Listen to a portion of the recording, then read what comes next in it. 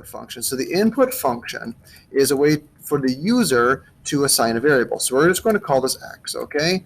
And we'll say x input nothing, okay? So when I run this code, I'm going to get nothing down here in the console until I type something in.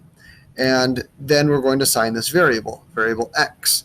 And so if we want to see what that's going to be, we can write print x. And let's go ahead and run this.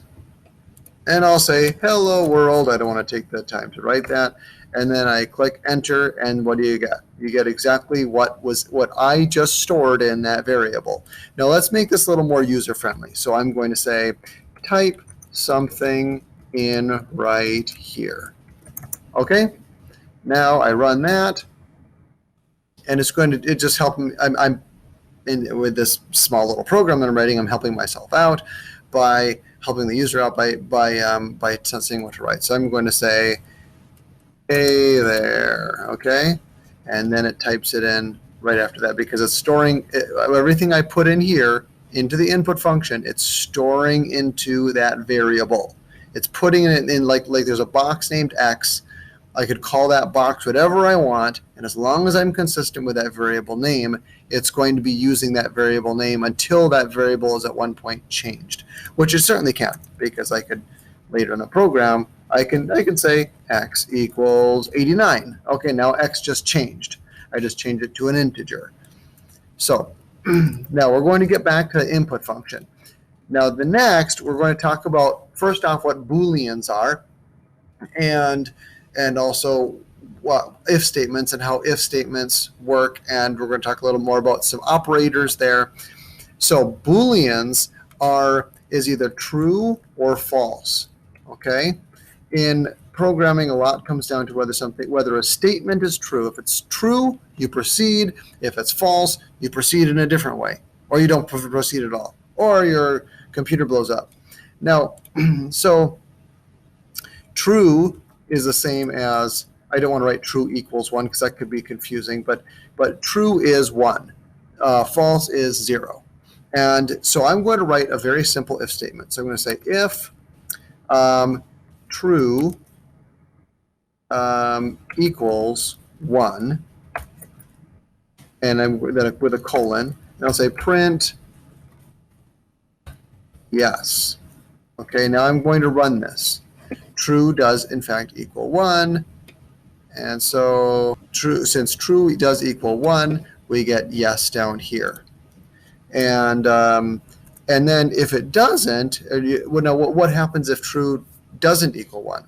Now I started off with true equaling 1 because I wanted the true and 1 kind of mean the same thing in this sense. Same with false equaling 0. But let's just say 5. Let's use a nice round integer like 5. If 5 equals 5, print yes. Well, what if 5 does not equal 5? Then what happens? Well, what will happen down here is you'll get an error. So we don't want to get an error, so we're going to write else. If anything else happens, we're going to print, and again, doesn't have to be a print function. It can be any kind of function you want. You could reassign a variable. You could do some math. You could do anything here. But we're just going to print just because that's something we've already learned, a simple function. So we're just going to say no. Okay? So we're going to try this now. Let's say if 3 equals 5. Does 3 equal 5? And it's going to say no down here. Now, this is very important to point out. I had to use 2 equal signs. This is an operator right here. So there are several more operators. We talked about the operators, basic arithmetic operators last time. The plus, the sign, the equal sign, the slash for division, the asterisk for multiplication. Those are all important. We'll be talking a little bit about other ones here. We have this is equals is what you'd be using in an if statement. So if 3 equals, which means it is the same, is 3 the same as 5? It does not. Don't get that confused with a variable where you just say like, oh, we're going to call a variable called 3, and we only use 1 equal sign because we're assigning the variable 3 to the number 3, or there we go, Yoda to 3. It doesn't matter what we call the variable. We discussed that last time. So few other. So here are some common operators. Does 3 not equal 5? So that exclamation point equal sign means does not equal. And so again, this is a Boolean. If 3 does not equal 5, then print yes. So again, it went through either a true or false statement. Let's do. This doesn't have to be numbers either. You can do, but right now I will. Is 3 less than 5? Or again, we're going to get a yes. We've got the greater than sign. Is 3 greater than 5? And then we can also do and. We can also type an or as well. But so let's do, is 3 greater than 5 and is 8 equals to 9? Now, if I run this, what we're going to get no.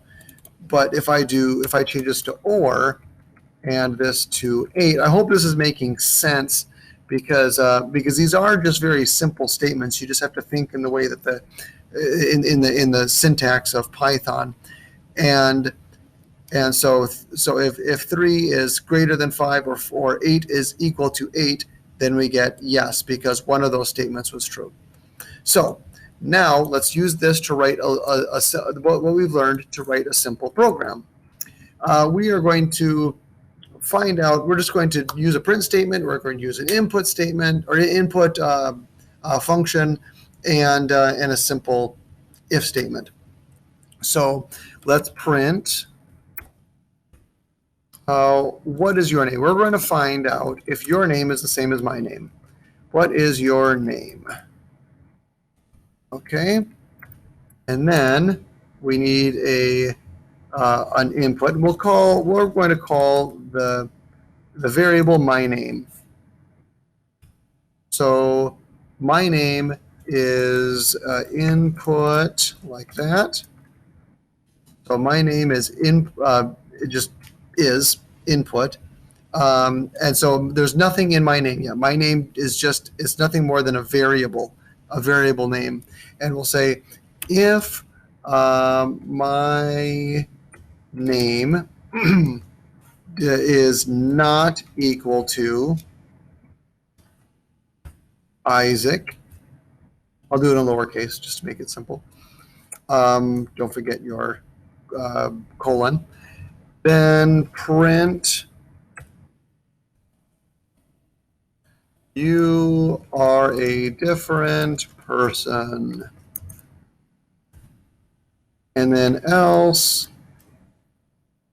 print you are the same person. I've met other people with the same name as me. We're not the same people, but whatever. And so now let's go ahead and run this. Now let's think through this first. We type in.